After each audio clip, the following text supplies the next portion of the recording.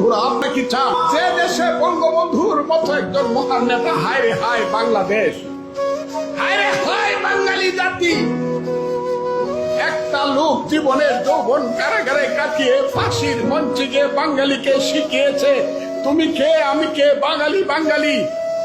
যে লোকটা একটা আঙ্গুল তুলা দিলে পরে 7.5 কোটি মানুষ এক কাতারে এসে দাঁড়াতো, যে লোকটার আঙ্গুলে হেলনে দেশে মুক্তিযুদ্ধ হয়েছে, সেই লোকটার বাড়ি আগুন দিয়ে পুড়ে দিলেন।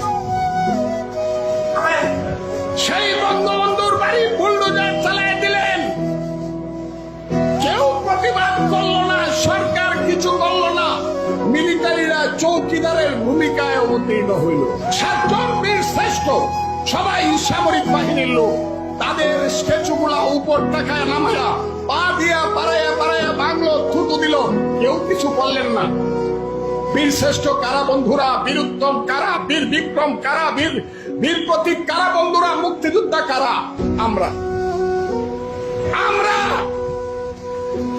এইখানে যারা বসে আছেন তারা, এইখানে যারা বসে আছেন তারা কি এই দেশে এইভাবে অপমানিত হয়ে মৃত্যুবরণ করতে চান? মুক্তিযোদ্ধা শুনলেই মারতে আসে। আমরা তো বাইচা রয়েছি অপমানিত হয়ে মরবার জন্য, আমরা বাইচা রয়েছি গলায় জুতার মালা নেওয়ার জন্য, গালে জুতার বাড়ি খাওয়ার জন্য। এই যে দেশ, এই দেশে কি আপনারা বাঁচতে চান মাথা নিচু করে, নাকি প্রতিবাদ করে মরতে চান? আপনারা বলুন।